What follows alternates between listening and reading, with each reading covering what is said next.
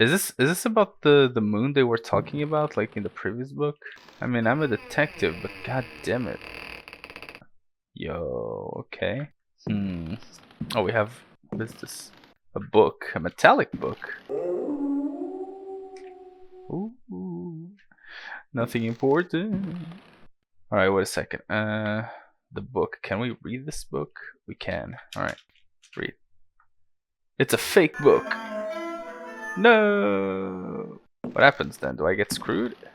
Was I supposed to not open it? So wait, if it's a fake book, we're gonna definitely need it for something. Also, is this a crack behind the... Can I push this? Oh. What is that? Found a key and a parchment. Alright, let's read the parchment, why not? The Creatures of Night by Hubertus the Bald. Translated from Latin by his brother in prayer, Fratre Johann Marcus. Of monstrosity. You who read me know that night engenders monsters, and that night creatures exist. The accursed book of Abdul al-Hazred is clear on this matter. That is not dead which can eternal lie. Unhappy he who knows that book. Unhappy he whose eyes alight upon that foulest of texts. Unhappy he who implores the standing stones, for he will free the powers of darkness. Of the pit. Stagnant waters are like the memory of men. Beneath the surface calm, clawed beasts await, and are known to initiates as the deep ones. Awaiting his prey, the deep one seizes him and drags him down to the abyss, where Dagon, the cruel god, swims and reveres him whose name may not be pronounced. What name? Of libraries. Unhappy he who frees the prowler. Unhappy he who meets the prowler erring among the books. He generates the vagabond that comes from other spheres. He believes the vagabond does not exist. He will feel the embrace of death, for in the eyes of the vagabond, books are no more than dreams, stone no more than wind. The vagabond knows how to take the breath of the reckless. Of strife. He who speaks does not know, and believes he is able to kill the creatures of the night. Folly. Evil is conjured up by science and secrecy. He who prowls among books will perish by the blade. He who flies in the dark caverns will scream in fear. He who swims in the depths will evaporate. But he who believes he knows, knows nothing. He who knows says nothing. Of death. There are domains more terrible than death. That is not dead which can eternal lie. Each creature is conjured up and is not dead, but returns to the origins. A monster, a science. Steel kills the vagabond who never dies. Translator's note. Here ends the manuscript of Hubertus, who died in the library of the convent of Teruella in the year of our Lord 1666. Requiescat in pace. This is some Italian, right? Or Latin? No, it's... Wait, isn't it supposed to be Latin? Yeah, because this was translated. Is that a tree burning? Like a forest? It's dark. Well, if it's dark, it's easy, silly. Just... Here, use the lamp. Whoa. Whoa, whoa, whoa, whoa, what is that? What is that? Can I open this? Alright, we're gonna have to go around now because this guy is over here. We have to drop some stuff downstairs, though. Okay, so what we're gonna do is right now we're gonna drop this. Alright, so I don't know why, but I take it we're gonna have to put this false book around here, right? Are you clipping through the places? That is so unfair. Okay, we found a book. Nice. Nothing important. I found a new book. God damn it. There's a mechanism to trigger. Okay, I'm pretty sure over here is where we have to. No! What are you doing? Drop, put. Yeah, there you go. Yeah, take the book. There we go. So I can read the books. Yeah, there's gonna be a lot of reading in this episode. Fragments of the Book of Abdul. In the antique city of dead Relia, Cthulhu dreams and waits. In the pit of time, the unspeakable lies in wait.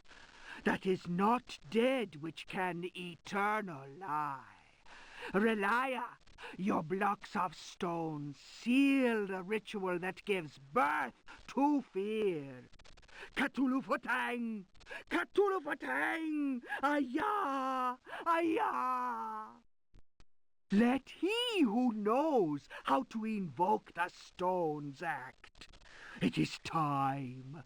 Let the shadow of Cthulhu darken the sky. May the servitor of the black goat of the woods with 1,000 youngs sound his flute in honor of the unspeakable. Cthulhu Fatang! Cthulhu Fatang! Ayah! Ayah! Oh, Jesus. May he who may not be named cast his withering gaze upon the unbeliever. For he is the door, the key, and the guardian of the door, and holds you now in his immense power. Whoa. I feel weak. What? Yo. Did I die? I feel weak. It only... Ah, nah, bro. We read a cursed book. I'm gonna keep it in the fucking game, on the fucking video, obviously, but I'm gonna load this. I'm really sorry, guys. We're not... We're not reading this. Nah. I mean, I already have little health. I already have 6 of health, okay? So we're not gonna read this. I swear, whoever had the idea of putting a book over here, a cursed book, I cry. Okay, let's read this one then. If Rocks Could Talk, or The Story of a Louisiana Plantation by the Marquise de Chamfray. After the criminal selling off of Florida by the foul usurper, my father elected to remain in this inhospitable land, where we were free at least to express our royalist feelings, and hope our country would come to its senses. In 1818, a certain Pickford bought up Ledoux's land, after the poor fellow had ruined himself in unfortunate speculation. Pickford soon turned out to be the most loathsome human we had ever encountered. He was an adventurer of the worst kind, nouveau riche, and bloated with a grotesque sense of self-importance. First came the incessant army of men with shovels, digging into the mountain of earth that was to fill in the surrounding swamp. The undertaking was quite stupendous. We learned from a slave that the final objective was to connect the existing caves with another one of gigantic proportions. Racked by a mania of persecution, Elijah Pickford constantly fired his workers and hired new ones. He did all he could to keep anyone from learning about his plans. My father was amused and said, "The poor fool will end up getting lost in his own cave." But the walls went up, and tongues started wagging. Our detestable neighbor had been a sailor, a ruffian grown rich on questionable trade. Distasteful stories were told of him. Whoa. What is this? Is this a map? This is a map of the house? So this goes up and then... Huh. That's weird. When the work was finished, Pickford invited us to the opening of his rambling mansion, which he named Derceto. My father asked what the strange name meant. Pickford answered, Derceto reminds me of Astarte, the fertility goddess. Around here, the name is Shub-Niggurath, I believe. That a name so steeped in evil should be said aloud came as not such a shock to my father, as he himself confided in me some while later. Okay, so I'm seeing that there's a lot of references to this Astarte. I think the name of the ship was Astarte as well, right? The pirate ship was Astarte.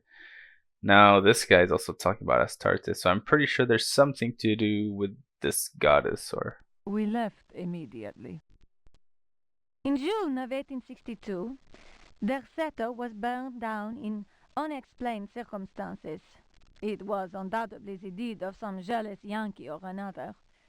It was amazing to watch the servants rushing into the flames to try and save their bullet-riddled master. After that terrible night, Derceto fell into ruin. Its blackened walls were soon overgrown, as human-built works always are, by ever-present nature. In 1875, the property was eventually bought by a gentleman whose name was Howard Hartwood. I was sorry that my father, who delighted in fine conversation, was no longer alive to enjoy the company of this new neighbor. Learned and well-versed in history, he had made a particular study of piracy. It was Hartwood who told me that Pickford had commanded a ship that flew the flag of piracy. That explained the scoundrel's great wealth. Hartwood was fascinated by Pickford and undertook a great deal of research in an attempt to find some treasures that he was convinced the pirate had hidden. He went through the ruins inch by inch. He then had the burnt-out house rebuilt exactly as it had been, and refurbished the library that had miraculously escaped the flames on the night of the Great Fire. Hartwood set about studying every volume in that library, and often talked to me of his research. He was a handsome widower, deeply attached to his son Jeremy, who was later to become a professional artist. Oh, okay. So Jeremy Hartwood, which is the uncle of Emily Hartwood, which is the other playable character, and then we have Hartwood, which is the father of Jeremy. Hartwood worked incessantly, first from the room I offered him, then from his own freshly restored home, which he rebaptized Derceto. I imagine he hoped to enlist the help of the god of good fortune in his treasure hunt. As far as I have ever been able to tell, all his searching came to nothing. There were no lost treasures to be found at Derceto. I learned of Hartwood's death while I was in Paris. But that, as they say, is another story. So that's how he died. He died I mean, we don't know if he died while he was searching. It doesn't say over here, but he was searching his whole life, and that's what Jeremy was talking about. The lost treasure that he was trying to find was the cave, and the cave is actually does exist. All right, save the game, of course. Now we can go over here. Whoa, that's trippy. You find talisman. Take. Is there anything else over here? I can't carry anything else, but we are finding a bunch of daggers. We can take the parchment and more. Oh my god! So much stuff in here. Okay, wait a second.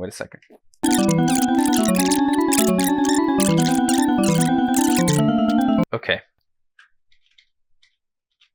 Okay, we managed to get everything, but now we're gonna have to read everything. Let's hope that the thing is not gonna be here, because I might actually get screwed after that. Oh, it's over here.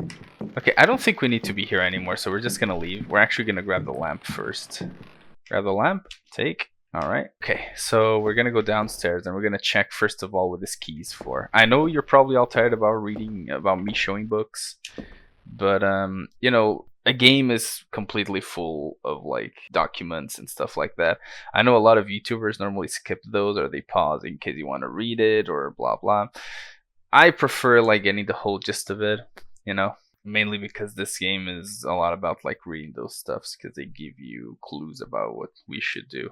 All right, so did I save? No. All right, cool. So okay, so we have like one, two. We have technically the parchment is a book, so we have 3 things to read. Actually, 4 things to read. God damn it. Okay, I'm just gonna we're gonna grab the key and we're gonna see what we can use it. This is locked. Yeah, this goes towards the thing, doesn't it? What about over here? There's this. It's also locked. Wait, really? Is there any other place where we can use this key? This door. Is this door open? Oh, it does open. Oh, it opens from the inside. We can take the lighter, but I mean...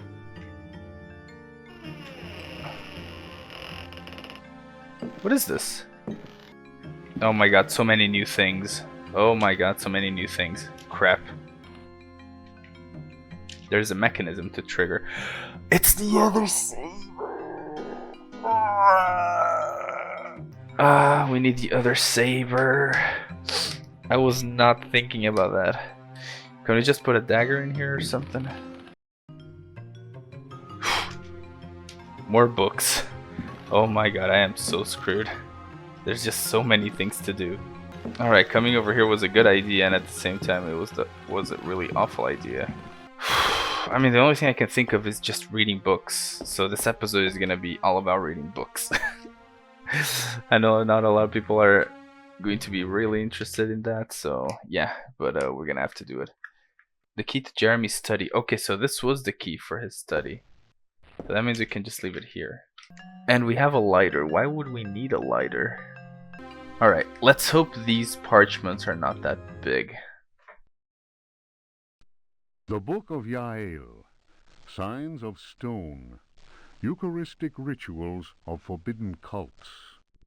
Texts collated by Monsignor Vacher, legate in the Curia of the Vatican.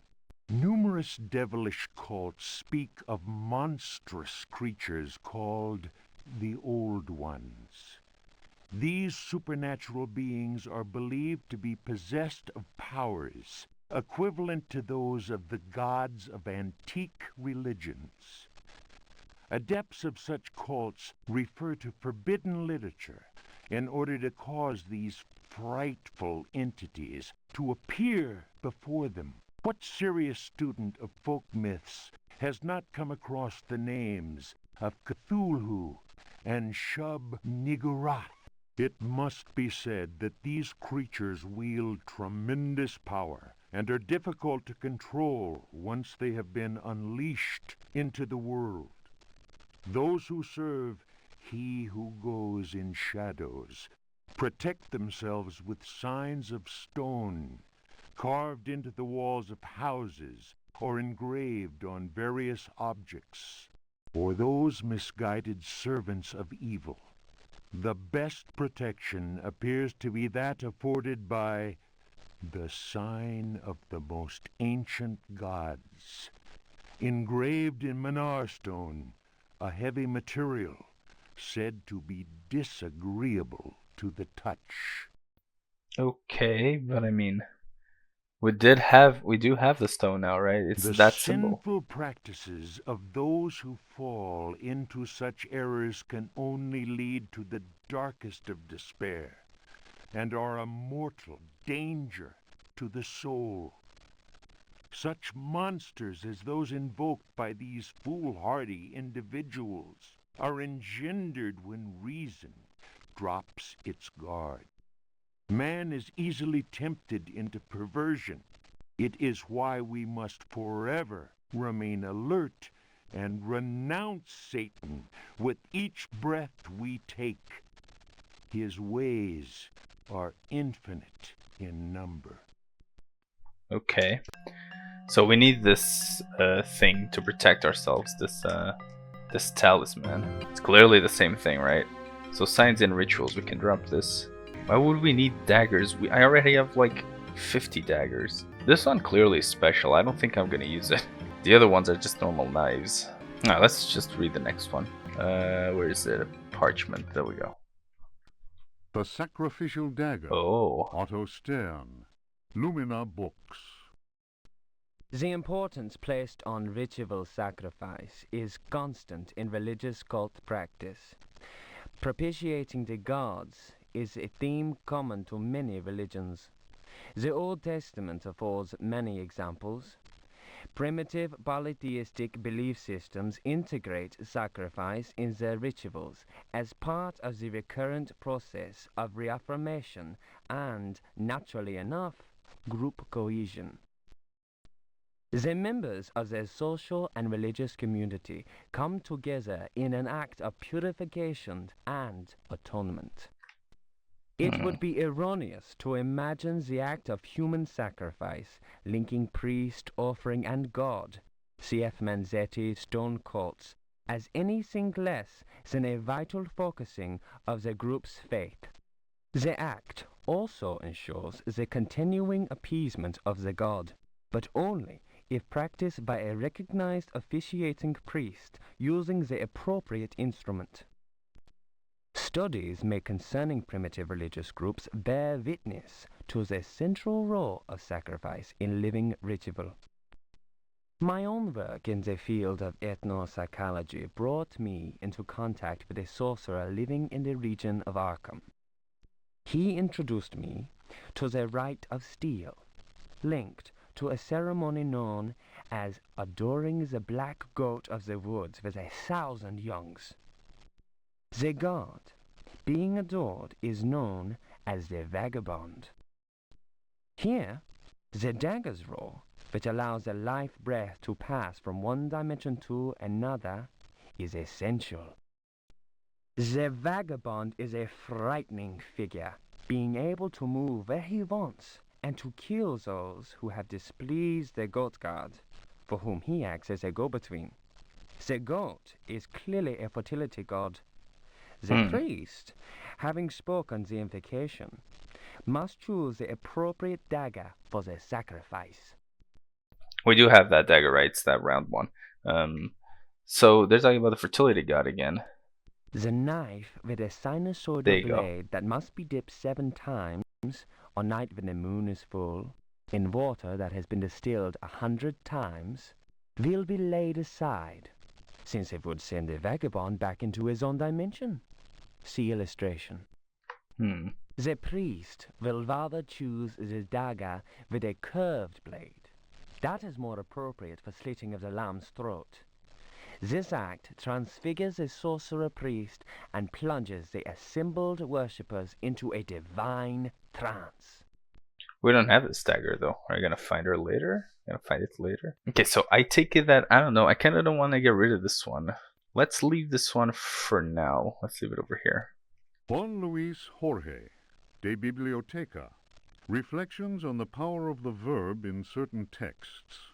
Archaeos Publications, 1919, Stafford. Translation does not alter the occult power contained within such forbidden texts. The malevolent energy is in no way diminished. The spell must be cast aloud and clearly, in certain languages or little-known dialects.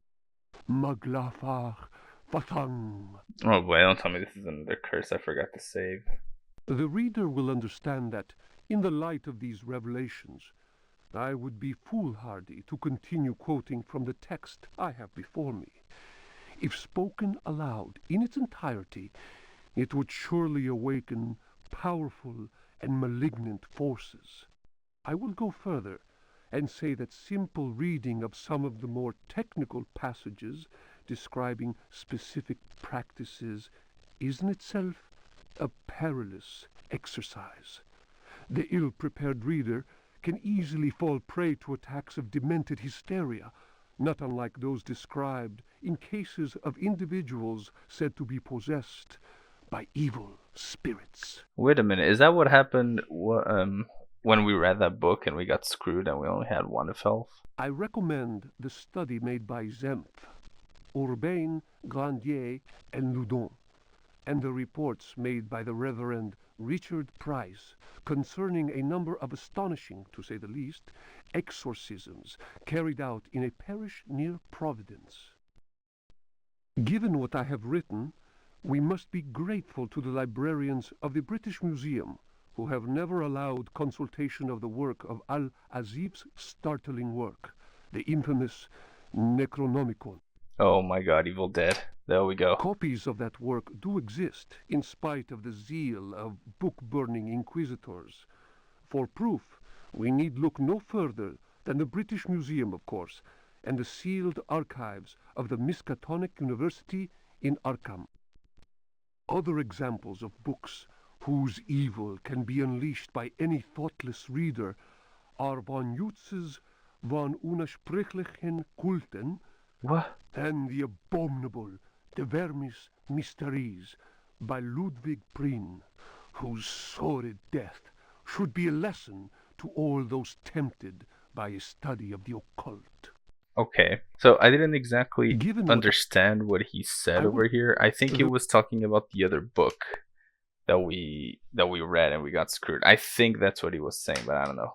Now let's read the last one. I know, finally the last one. Ludwig Prien, De Vermis Mysteriis.